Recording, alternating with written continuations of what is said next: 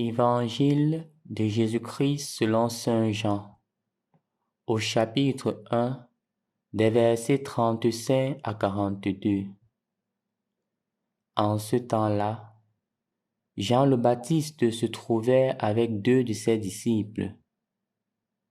Posant son regard sur Jésus qui allait et venait, il dit, « Voici l'agneau de Dieu. » Les 2 disciples entendirent ce qu'il disait, et ils suivirent Jésus.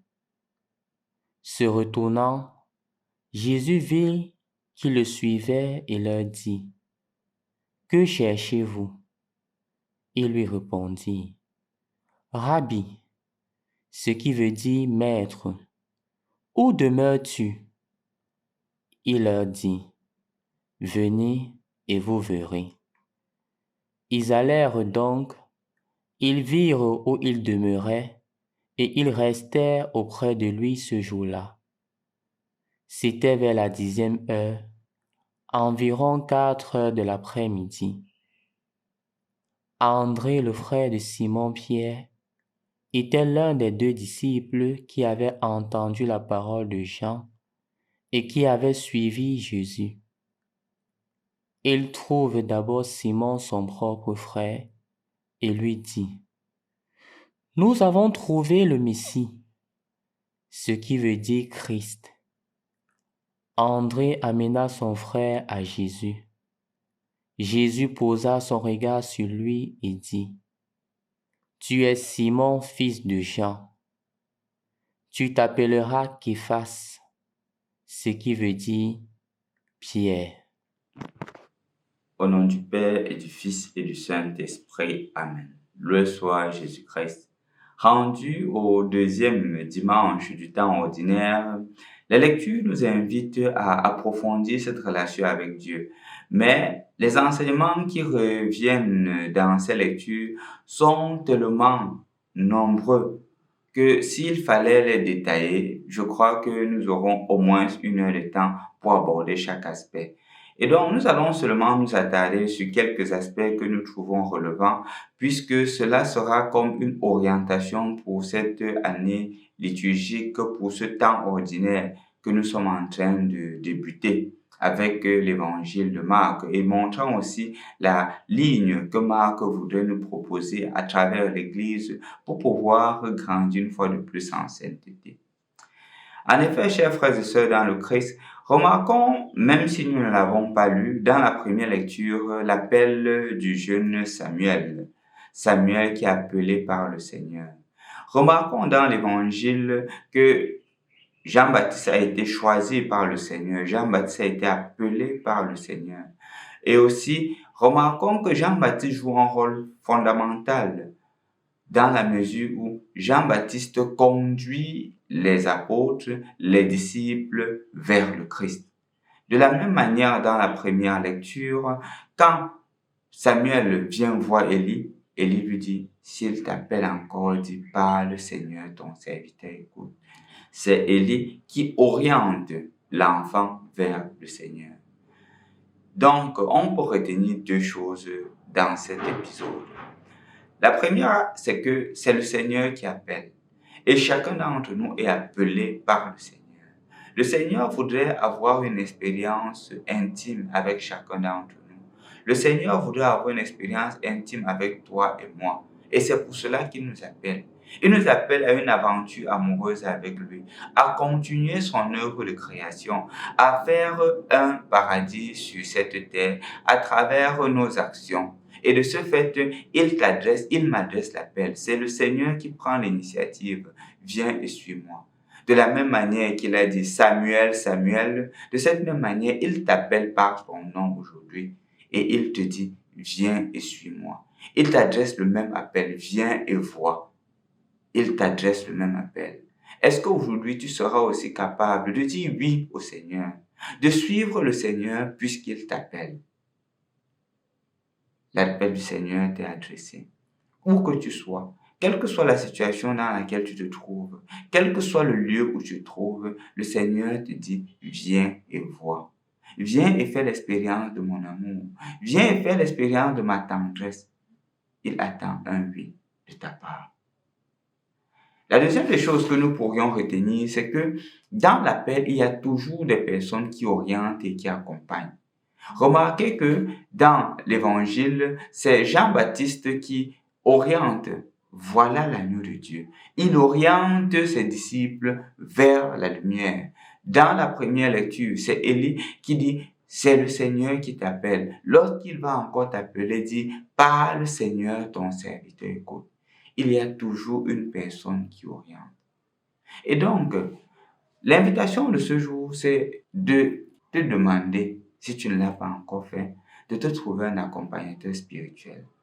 C'est le rôle en fait d'un accompagnateur spirituel. Celui-là qui t'oriente vers la lumière. Celui-là qui t'oriente vers le Christ. Celui-là qui t'oriente vers le vrai pâturage. Il n'est pas la lumière. Il t'oriente. Il t'oriente vers la lumière. C'est ce que Jean-Baptiste a fait. Voilà l'agneau de Dieu. Il oriente toujours vers le Christ. Élie l'a dit. Si elle t'appelle encore, dis, parle Seigneur, ton serviteur écoute. C'est le rôle de l'accompagnateur spirituel. Jamais se centrer sur lui-même. Jamais orienter la personne vers lui, mais toujours orienter vers le Christ.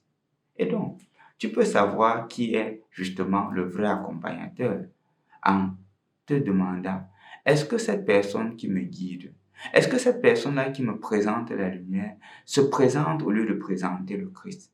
C'est un critère de choix de son accompagnateur. Mais il faut un accompagnateur. Toi qui vis, par exemple, dans certaines situations, il te faut quelqu'un qui t'accompagne. Il te faut quelqu'un qui t'aide toujours à voir la lumière du Christ. L'évangile a toujours eu besoin d'une explication. Et d'une certaine manière, dans le monde actuel, celle qui nous oriente, celle qui nous accompagne, c'est l'Église, qui a été fondée par le Christ. Quand il choisit les 12 apôtres, c'est justement pour que ces 12-là accompagnent le peuple vers le salut. Ce n'est pas par accident. Et justement, dans l'évangile d'aujourd'hui, quand le Seigneur appelle les apôtres, justement, c'est pour qu'ils puissent non seulement apprendre de lui, mais aussi accompagner les autres. Donc, tu vois que d'une certaine manière, tu dois répondre à l'appel du Seigneur, tu dois te faire accompagner, mais aussi tu dois être un accompagnateur, dans la mesure où tu dois toujours amener les autres vers la lumière, jamais centrer les autres sur toi. Après cela, je voudrais partager avec vous une chose que je trouve très importante dans l'évangile d'aujourd'hui. Remarquez que l'évangile commence avec Jean-Baptiste et ça termine avec l'appel de Simon-Pierre qui devient Képhas, qui veut dire Pierre. Ce n'est pas par accident. En fait, c'est ce que je pourrais appeler, si je n'exagère pas, une inclusion. Comme pour dire que dans cette péricope, commençant avec Jean-Baptiste, le Seigneur, ou du moins l'Église, voudrait nous faire comprendre qu'on commence avec le prédécesseur. Justement, Jésus avait un précurseur. Le précurseur, c'est Jean-Baptiste. Jean-Baptiste qui oriente les disciples vers le Christ. Et justement, conclut avec l'appel de Pierre. Pierre qui va continuer la mission de l'Église après le Christ. Et donc, ce qui est au milieu, c'est le Christ. Et chacun doit apprendre de ce Christ pour pouvoir continuer la mission.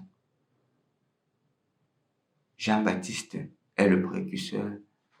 Pierre est le continuateur. D'une certaine manière, c'est ce que le Seigneur voudrait que nous apprenions, à le connaître, à nous laisser guider par lui. Et que sa mission a été une mission bien tracée. Est-ce que nous nous laissons donc guider par lui? Est-ce que nous voyons justement dans le cheminement la présence de Dieu? Dans mon cheminement, dans le cheminement que j'exerce, est-ce que je vois Dieu qui se manifeste, qui me transforme et qui transforme le monde? C'est l'appel que le Seigneur t'adresse aujourd'hui, mon frère, ma soeur, de te laisser davantage transformer, de te laisser davantage séduire par lui et de le laisser transformer ta vie. Parce qu'à la fin, c'est cela, que nous puissions être à l'image et à la ressemblance du Christ, que nous puissions être transformés par le Christ. Mais maintenant, l'appel que le Seigneur m'adresse, l'appel que le Seigneur t'adresse, c'est de nous fixer sur lui et non de nous fixer sur nos intérêts.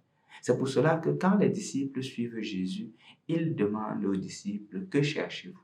Il ne dit pas qui. Parce que parfois, on a tendance à dire que je suis le Seigneur, mais ce sont nos intérêts personnels que nous suivons. On a tendance à dire que Seigneur, je suis derrière toi. Mais en fait, nous ne sommes pas derrière le Seigneur. C'est le Seigneur qui est derrière nous. Et cela se fait parfois lorsque nous cherchons toujours nos intérêts personnels. Nous prions parce que nous voulons quelque chose de Dieu. Et lorsque Dieu ne nous exauce pas, Dieu n'existe pas. Ou parfois même, nous utilisons le nom de Dieu pour nous enrichir, pour nos intérêts personnels, et non jamais pour faire connaître Jésus. Et là maintenant, le Seigneur te demande, il faudrait toujours te poser cette question-là. Que cherches-tu? Et la réponse ne doit pas être du que, mais du qui. Où demeures-tu? Les apôtres ont très bien compris ça depuis le début, que ce ne sont pas les intérêts personnels, ce n'est pas une stabilité financière qu'ils sont en train de rechercher, mais c'est justement le Seigneur qu'ils sont en train de rechercher. Ils savent clairement que en se mettant à la suite du Seigneur, ils doivent se déposséder de leurs intérêts personnels, ils doivent se déposséder de leurs intérêts égoïstes et de mettre l'attention uniquement sur Jésus. Que cherches-tu? En ce début du temps ordinaire, le Seigneur voulait justement te demander que cherches-tu lorsque tu es en train de le suivre? Est-ce ton intérêt personnel? Est-ce le bien-être financier? Est-ce la prospérité? Ou c'est justement cette parole? Cherche d'abord le royaume des cieux et sa justice et tout te sera donné en plus. Est-ce que ton attention est fixée sur le désir de demeurer avec Jésus? Et donc, si ton attention est fixée sur le désir de demeurer avec Jésus, avec ton accompagnateur, si tu l'as, fais-toi un projet personnel de vie. Fais-toi un projet qui doit orienter ta vie cette année.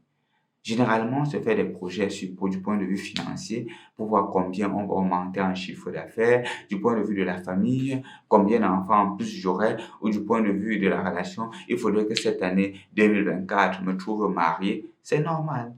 Il faudrait que cette année 2024 me trouve avec tel diplôme. C'est normal. Avec tel emploi. C'est normal. Mais est-ce qu'on se fait un projet pour pouvoir être à l'image et à la ressemblance du Christ? Est-ce qu'on se fait un projet pour pouvoir être justement saint comme lui, notre Père est saint? Est-ce qu'on se fait un projet pour que ce soit le Seigneur qui soit le centre de gravité de nos actions? Si tu ne l'as pas encore fait, je t'invite à faire un projet personnel de vie. Un projet qui oriente ta vie. Et je pourrais te le proposer sur 3 aspects, tout simplement. Dans le premier aspect, tu pourrais présenter ta vie idéale. Ça veut dire ce que tu aimerais vivre, du point de vue spirituel, du point de vue relationnel, du point de vue familial, du point de vue social, du point de vue professionnel ou académique. Tu te présentes cela, ce que tu aimerais vivre en cette année 2024. Deuxièmement, tu fais comme une actualisation de ces 5 points. Qu'est-ce que tu vis concrètement maintenant? C'est un peu comme une prise de conscience de ma réalité actuelle. En toute honnêteté, tu te mets à les énumérer.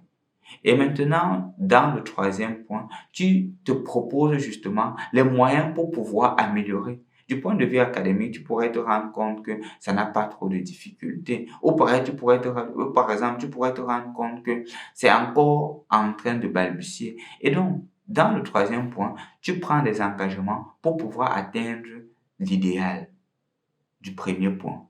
Tu dis, pour atteindre cet idéal, je m'engage à faire quoi? Si par exemple, du point de vue spirituel, tu disais que non, je m'engagerai cette année à aller à la messe, non seulement le dimanche, mais au moins une fois en semaine, de façon simple. Tu te rends compte dans la réalité que tu vas rarement le dimanche. Ça veut dire que tu prends les engagements pour pouvoir le faire. Et concrètement, tu dis, je m'engage par exemple chaque dimanche à aller à la messe. Et peut-être le jeudi, je m'engage à aller à la messe. Si je ne faisais pas l'adoration et je dis que je sens le besoin dans ma vie idéale de faire l'adoration, je mets dans mon projet personnel de vie, je m'engage à faire l'adoration. Si du point de vue académique, ça ne répondait pas très bien, mais tu veux obtenir ton diplôme cette année, tu t'engages à te faire un emploi de temps pour pouvoir bien étudier. Et ainsi, les choses s'amélioreront. Du point de vue social, si par exemple tu étais de nature trop colérique, tu t'engages à ne pas tomber, être en colère à tout bout de champ. Par exemple, prendre un petit engagement de dire, lorsqu'une situation arrive, je compte de 1 jusqu'à 10 avant de réagir. S'il y a une situation, je me mets à compter 1, 2, 3, 4, 5, 6, 7, 8, 9 et 10 avant de réagir. Pourquoi? Parce que cet écart de 10 secondes pourrait changer beaucoup de choses. Ou peut-être en face d'une situation, je me laisse par exemple une journée avant de réagir. D'une certaine manière, l'objectif ici est de t'aider davantage à bien vivre cette année. Que ce ne soit pas une année vécue comme toute autre, mais que ce soit une année qui est vécue en étroite collaboration avec le Christ, en te disant que le Seigneur doit orienter ma vie. De la même manière qu'il a appelé Simon-Pierre, de la même manière qu'il a appelé Samuel, il m'appelle aussi. Et il m'appelle à la sainteté. Il m'appelle à le ressembler, à l'imiter, à être justement une lumière pour le monde d'aujourd'hui.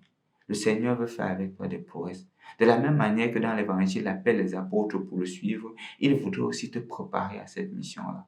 Parce que demain, ce sera son Esprit Saint qui descendra sur toi à Pentecôte et tu seras appelé à être un missionnaire de la parole. Pour l'être réellement et concrètement, il faudrait que tu profites de ce temps pour pouvoir te former spirituellement, moralement, socialement, intellectuellement et autres. Bon deuxième dimanche du temps ordinaire et que le Seigneur te garde, t'assiste et te protège. Au nom du Père, du Fils et du Saint-Esprit. Amen.